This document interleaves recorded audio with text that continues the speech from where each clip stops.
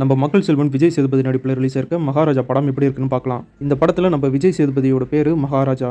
படத்தோட ஹீரோ மகாராஜா ஒரு சிங்கிள் ஃபாதராக தன்னோட பொண்ணை ரொம்பவே பாசமாக வளர்த்திட்டு இருக்காரு. ஹீரோவோட பொண்ணு குழந்தையா இருக்கிறப்போ ஒரு ஆக்சிடென்ட் ஒன்று நடந்துச்சு. அந்த ஆக்சிடென்ட்ல ஹீரோவோட ஒய்ஃப் திவ்யா பாரதி இறந்துடுறாங்க. அதனால ஒரு சிங்கிள் ஃபாதராக தன்னோட பொண்ணை ரொம்பவே பாசமாக வளர்த்திட்டு இருக்காரு. அவர் ஒரு சலூன் வச்சும் நடத்திட்டு இருக்காரு. ஹீரோவோட பொண்ணுக்கு ஸ்போர்ட்ஸ்ல ரொம்பவே இன்ட்ரெஸ்ட் அதிகம். அதனால ஹீரோவோட பொண்ணு ஸ்கூல்ல ஸ்போர்ட்ஸ் கேம்ப்ல கலந்துக்கிறதுக்காக ஒரு வாரம் வெளியூருக்கு போறாங்க. இந்த ஒரு வாரம் கேப்ல ஹீரோவோட ஒய்ஃப் போட்டோ கீழே ஒரு குப்பை தொட்டி இருக்குல்ல, இந்த குப்பை தொட்டியை வீட்டில் ஒரு ஆளா ஹீரோவோட பொண்ணு பார்த்துட்டு இருக்காங்க. இந்த குப்பை தொட்டியோட பேரு லட்சுமி.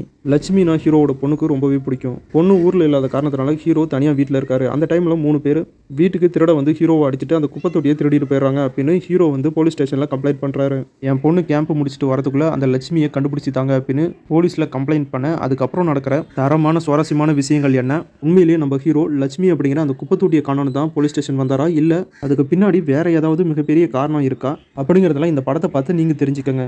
நான் இப்போ வரைக்கும் சொன்ன இந்த கதை படத்துல 20 நிமிஷத்துடைய காட்சிகளாகவே முடிஞ்சிருது.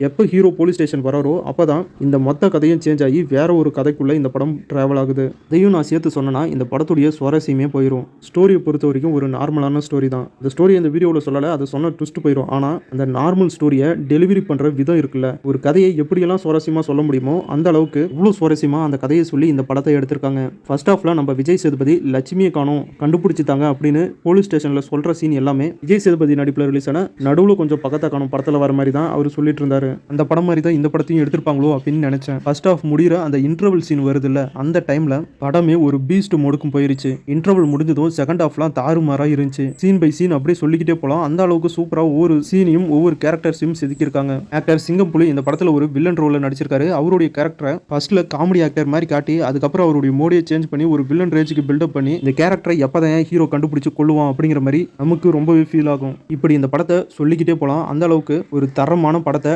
டைரக்டர் நிதில் சாமிநாதன் டைரக்ஷன் பண்ணியிருக்காரு. இதுக்கு முன்னாடி ஒரு டைரக்ஷன் பண்ண குரங்கு பொம்மை படமும் இதே மாதிரி தான் ரொம்பவே சூப்பராக இருக்கும். இந்த படத்தில் விஜய் சேதுபதியோட பர்ஃபார்மன்ஸை சொல்லி ஆகணும். பொண்ணுக்கு அடங்கி போகிற ஒரு அப்பா கேரக்டரில் ரொம்பவே சூப்பராக பர்ஃபார்ம் பண்ணியிருக்காரு. அதுவும் அந்த கிளைமேக்ஸ் சீனில் பேசாமே நடிச்சிருப்பாரு.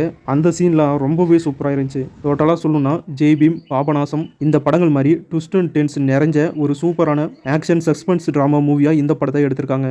100% எல்லாருமே பார்க்கக்கூடிய ஒரு சூப்பரான படமாக எடுத்திருக்காங்க. இது விஜய் சேதுபதி நடிச்சிருக்க 50வது படம். விஜய் சேதுபதி நிறைய படங்களில் வில்லனாகவும் கேமியோ ரோலையும் நடிச்சிட்டு இருந்தாரு. அதனால அவர் ஹீரோ நடிச்ச படங்கள் எதுவும் சரியா போகல. ஒரு வழியா ஒரு தரமான கதையை தேர்ந்தெடுத்து நடிச்சு மறுபடியும் ஒரு ஹீரோவா என்ட்ரி ஆயிருக்காரு. இது அவருடைய 50வது படம். இப்படி ஒரு தரமான வெற்றி படமா அவருடைய 50வது படம் அமைஞ்சிருக்கு. யாராவது படம் பார்க்காம இருந்தீங்கன்னா கண்டிப்பா இந்த படத்தை பாருங்க. ஒரு தரமான படத்தை மிஸ் பண்ணிடாதீங்க. வீடியோ பிடிச்சா லைக் பண்ணுங்க. நம்ம சேனலுக்கு தொடர்ந்து சப்போர்ட் பண்ணுங்க, சப்ஸ்கிரைப் பண்ணுங்க. தேங்க்யூ.